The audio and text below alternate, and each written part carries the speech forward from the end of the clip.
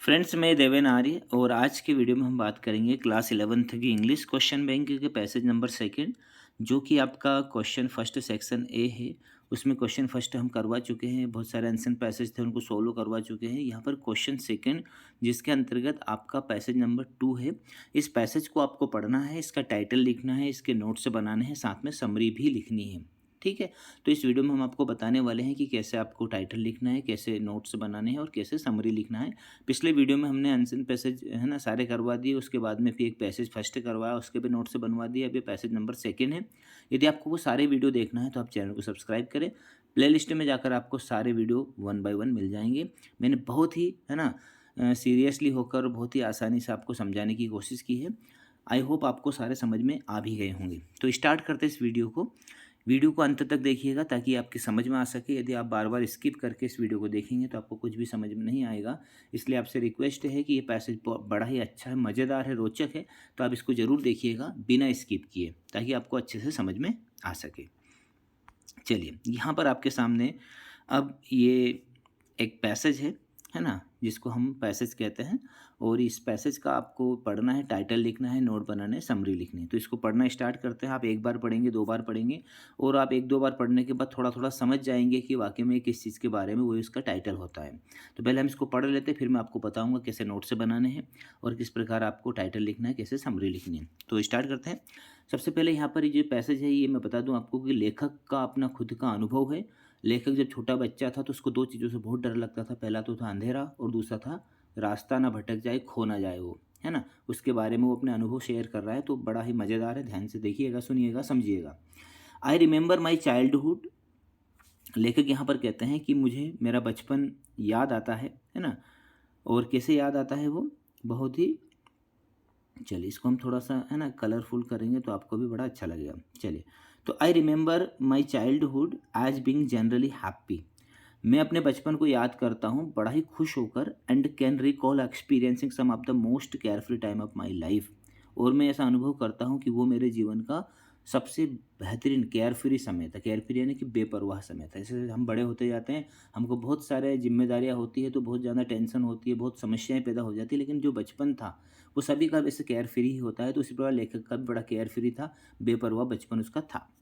But I can also remember, लेकिन मैं यह भी याद करता हूँ। क्या याद करता है वो? इवन मोर विविडली, बड़े ही विविडली यानी बड़ा ही ताज़ा ताज़ा उसके दिमाग में ये भी याद आता है कि moments of being deeply frightened, कि मैं कितना डरा हुआ था अंदर से उस समय बचपन में। As a child I was truly terrified of the dark and getting lost. एक बच्चा बनकर, एक जब मैं बच्चा था उस समय मैं बहुत ही ज़्यादा टेरिफाइड एंड डरा हुआ था 2 चीज़ों से। पहले तो थी डार्क यानी अंधेरा, और दूसरा था गेटिंग लॉस्ट यानी कि रास्ता खो जाने से, खुद को खो जाने से मैं बहुत डरता था। 2 चीज़ों से डरता था, अंधेरे से भी डरता था और खुद को खो जाने से डरता था। These fears were very real and caused me some extremely uncomfortable moments. ये जो डर थे ये बहुत ही वास्तविक थे और मुझे बहुत ज़्यादा अनकंफर्टेबल मोमेंट्स यानी कि समझ लो कि परेशानी वाले वो मेरे क्षण थे, परेशानी वाले मेरे वो पल थे। हर बार मेरे को ये चीज़ें बहुत परेशान करती थी। May be it was the strange way things looked and sounded in my familiar room at night that scared me so much. May be मतलब बड़ी ही अजीब चीज़ थी ये, बड़ी अजीब चीज़ हो सकती है कि जो चीज़ें थी मेरे फैमिलियर रूम में, यानी कि जो उसका जो कमरा था, उस कमरे की जो चीज़ें थी, उन चीज़ों को देख के रात के समय वो बहुत डरता था। क्योंकि वो उसको ऐसा लगता था कि इन चीज़ों से कहीं न कहीं साउंड निकल रहा है ना? उन चीज़ों को रात में जब वो देखता था बहुत डरता था। कैसे डरता था देखते हैं। There was never total darkness. कमरे के अंदर पूरी तरह से अंधेरा नहीं था। बट ए स्ट्रीट लाइट और passing car lights made clothes hung over chair take on the shape of an unknown beast. लेकिन जैसे कमरे के अंदर गली में जो लाइटें जलती थी उनकी रोशनी के कारण, और जब कोई वाहन, कोई कार वगैरह बाहर से निकलती थी उसकी लाइट के कारण, कुर्सी के ऊपर, चेयर के ऊपर जो कपड़े पड़े रहते थे, टंगे रहते थे, वो कपड़े उसको ऐसा लगता था जैसे कोई शेप बन गया। शेप यानी कोई आकार बन गया। किसका आकार? अननोन बीस्ट का। बीस्ट यानी होता है कि कोई अजीब सा राक्षस, क्रूर व्यक्ति, है ना? एक बड़ा ही भयानक जानवर जैसा, है ना? अलग अलग तरह की आकृतियाँ उसको दिखाई देती थी। कुर्सी के ऊपर जो कपड़े टंगे रहते थे उस प्रकार जब उनके ऊपर लाइट पड़ती थी तो उसको बड़ा ही डर लगता था। उस लाइट में वो, है ना, उसका डर ज़्यादा बढ़ता था। Out of the corner of my eye I saw curtains move when there was no breeze, out of the corner of my eye, यानी कि मेरे आंखों के किनारे के ऊपर I saw curtain move when there was no breeze, कि मैं क्या देखता था कि जो उसकी आंखों को इधर उधर देखता था वो कैसे, कि जो पर्दे होते थे, कर्टेन यानी क्या होता है पर्दे, तो जो पर्दे होते थे वो इधर से उधर हिल रहे हैं, बिना हवा के कारण भी इधर जा रहे हैं उधर जा रहे हैं, मतलब वो जो चीज़ें थी उसके कमरे के अंदर, वो सारी चीज़ें उसको बड़ी भयानक लग रही थी, मतलब डर अपने आप उसके कमरे में उत्पन्न हो रहा था।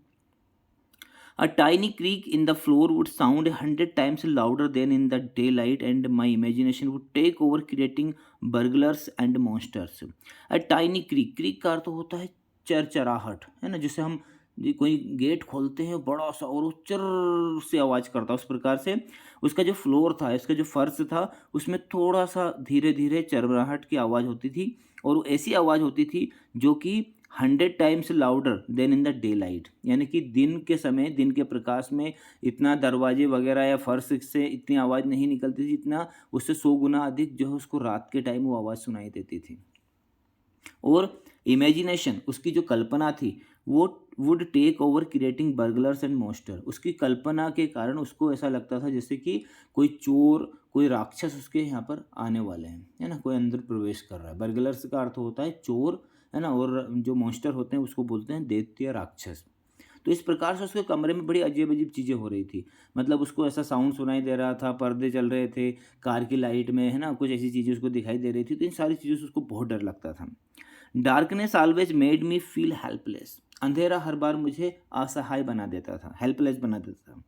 My heart would pound and I would lie very still so that the enemy wouldn't discover me, मेरा हार्ट बड़ा ही, है ना, बंद सा जाता है, जैसे हमको कुछ नहीं, जैसे हम कोई डर रहे हैं और बिस्तर पर पड़े हैं तो हम हिलने की भी कोशिश नहीं करते हैं, क्यों नहीं करते, कहीं ऐसा ना हो कि हम हिले और कोई हमको मार दे। तो माई उसी प्रकार लेखक का हो रहा था कि माई heart would pound and I would lie very still, और मैं बिल्कुल पड़ा रहता था, स्टिल, चुपचाप, सो दैट, ताकि द एनिमी वुडेंट डिस्कवर मी, ताकि जो मेरा एनिमी है, जो मेरा दुश्मन है, वो मेरे को ढूंढ ना ले, यानी उसको ऐसा लगता था कि इस कमरे में कोई ना कोई है, इसलिए वो चुपचाप अपने बिस्तर पे पड़ा रहता था, ताकि उसको कोई देखे ना, कोई सुने ना, और अपने दुश्मन से बच सके। तो ये अंधेरे से उसका डर था। ठीक है, तो पहले इस पैराग्राफ में हमने बात कर ली कि अंधेरे से वो कैसा डरता था। ये सारी चीज़ें हमको नोट से बनाने में मदद करने वाली है आगे। चलिए आगे बढ़ते हैं। Another childhood fear of mine was that I would get lost, अब मेरा दूसरा डर ये था कि मैं कहीं खो ना जाऊं, specially on the way home from school, खास तौर पर जब मैं स्कूल से घर या घर से स्कूल जाता था, उस समय मेरे को डर लगता था। Every morning I got on the school bus right near my home, हर सुबह स्कूल बस मेरे घर के बिल्कुल पास आती थी। दैट वाज नो प्रॉब्लम, तो इससे कोई समस्या नहीं थी क्योंकि बस घर पे आती थी। After school though when all the buses were lined up along the curve, लेकिन स्कूल के बाद में जब सारी बसें एक लाइंड अप होती थी, लाइंड अप यानी कि एक सीध में पड़ी रहती, एक सीध में खड़ी रहती थी, उस समय लेखक क्या डरता था, देखिए कि I was terrified that I would get on the wrong one, तो मेरे को डर लगता था कि कहीं मैं गलत बस पे ना चढ़ जाऊं, and be taken to some unfamiliar neighbourhood, और जब मैं गलत बस पे चढ़ जाऊंगा तो मेरे को किसी गलत पड़ोसी के यहाँ पर मेरे को उतार देंगे, गलत जगह पर उतार देंगे। तो I would scan the bus for the faces of my friends, तो मैं बस को स्कैन करता था, कैसे, फेसेस ऑफ माई फ्रेंड्स, कि मैं देखता था कि हाँ इसमें मेरा फ्रेंड ही बैठा है ना, कोई दूसरा बच्चा तो नहीं बैठा है, मतलब अपने दोस्तों के चेहरे पहचान कर मैं बस को पहचानता था। Make sure that the bus driver was the same, और ये श्योर कर लेता था कि ड्राइवर वही है ना, one that had been there in the morning, जो सुबह था वही तो अभी है ना, and even then ask the others over and over again to be sure I was in the right bus, और बार बार मैं बस में बैठने के बाद भी बार बार मैं अपने साथियों से, दूसरे लड़कों से पूछता था कि ये वही बस है ना जिससे हम सुबह आए थे, वही बस है ना सुबह आए थे, ओवर एंड ओवर, यानी बार बार मैं पूछता था। तो यहाँ पर लेखक ने हमको बताया कि उसको दो चीज़ों से डर लगता था, अंधेरे से और खो जाने से।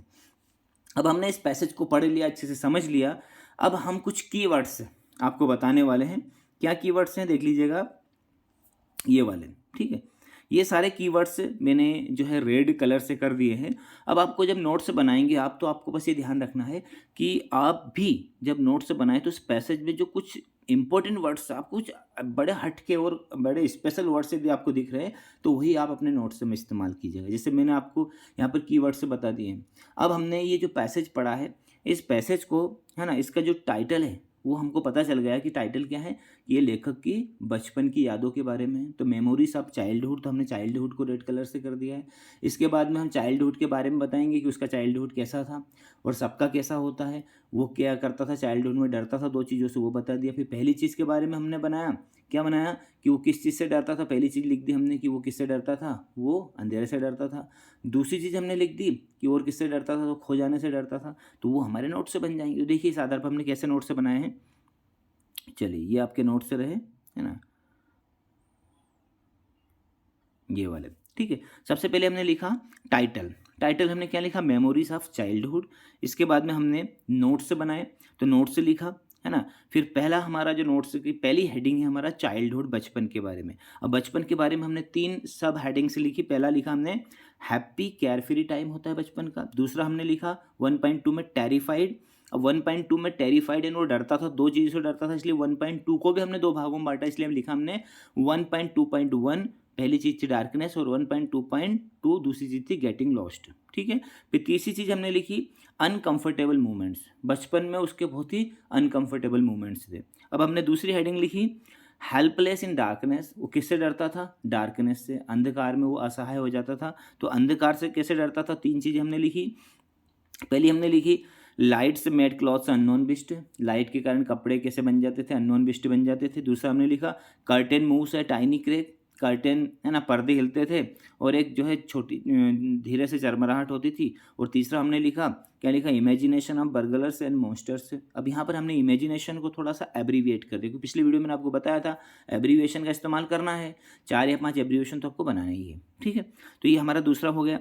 अब तीसरी हेडिंग हमारी हो गई किससे डरता था वो, दूसरे नंबर पर गेटिंग लॉस्ट, है ना, खो जाने से डरता था। तो खो जाने से कैसे डरता था, terrified to get on wrong bus, है ना, गलत बस में चढ़ने से डरता था। दूसरा है स्कैन फेस ऑफ फ्रेंड्स, उसके दोस्तों के चेहरों को स्कैन करता था तब जाके बस में बैठता था। और तीसरा लिखा आस्क ओवर एंड ओवर, बार बार पूछता था कि यही बस है, यही बस है ना। इसके बाद में हमने एब्रीविएशन जो भी किए, पहले वाले में हम देख लेते हैं। पहले वाले के 1.3 में हमने अनकंफर्टेबल को एब्रीविएट किया था, दूसरे में हमने इमेजिनेशन को एब्रीविएट किया, फिर हमने तीसरे में टेरिफाइड को एब्रीविएशन किया और फ्रेंड्स को एब्रीविएशन किया। बस ये 4 एब्रीविएशन लिख दिए तो आपका जो नोट्स है वो प्रभावकारी बन गया। फिर इसके बाद में बचा हमारा समरी। अब समरी पर जाने से पहले हम थोड़ा सा देख लेते हैं कि हमने नोट्स कैसे बनाए। तो मैंने अभी आपको बताया कि हमने जो, है ना, हमारे ये जो रेड कलर के हैं, इन रेड कलर के लेटर्स को हमने, है ना, पहले क्या कर लिया। आप भी यदि इस पैसेज को पूरा नहीं पढ़ पा रहे हैं, समझ नहीं कर पा रहे हैं, तो आपको भी ऐसा ही करना है। कुछ इंपॉर्टेंट जो आपके वर्ड्स हैं, बस उन इंपॉर्टेंट वर्ड्स को छांट लेना है, वही आपके नोट से बना देना है। ठीक है, अब देख लीजिएगा ध्यान से कि हमने क्या किया, इस पैसेज को 3 भागों में डिवाइड कर लिया और 3 हेडिंग कर दी और 3 हेडिंग की 3-3 सब हेडिंग कर दी, ये आपके नोट से बन गए। अब बात करेंगे हम समरी के बारे में। ठीक है, तो अब समरी कैसी होगी आपकी, तो समरी के बारे में बात कर ली जाए। समरी जो आपके जो नोट से बनाए थे उनको बस एक साथ लिखना ही आपका समरी कहलाता है। ये हमने एक साथ लिख दिए। क्या लिखा हमने समरी में, my childhood has been generally happy and care free time of my life. मैंने सारे जो नोट्स थे हमारे, उन सारे नोट्स को हमने मिला दिया और इसमें एब्रीविएशन का इस्तेमाल नहीं किया। एब्रीविएशन का इस्तेमाल आपको सिर्फ नोट्स में करना है। तो फ्रेंड्स, आई होप आपको ये वीडियो समझ में आ गया है, ये पैसेज समझ में आ गया है। फिर भी यदि कोई क्वेरी है, कोई डाउट है, तो आप, है ना, निसंदेह मेरे से पूछ सकते हैं, है ना, आराम से पूछ सकते हैं। मेरे व्हाट्सएप नंबर 9713320390 है, वहाँ पर भी आप कमेंट करके मेरे से, है ना, बातचीत कर सकते हैं, पूछ सकते हैं, कोई दिक्कत नहीं है। अब हम अगले वीडियो में पैसेज नंबर 3 करेंगे और इसी प्रकार मैं आपकी पूरी क्वेश्चन बैंक को दिल से पूरा समझा के ही सोल्व करवाऊंगा, सोल्व करवा के ही छोड़ूंगा एक एक चीज़ को। बने रहिएगा मेरे साथ, लाइक कीजिएगा वीडियो को, कमेंट आप नहीं करते, कमेंट जरूर कीजिएगा और शेयर करते रहिएगा। थैंक यू वेरी मच, धन्यवाद।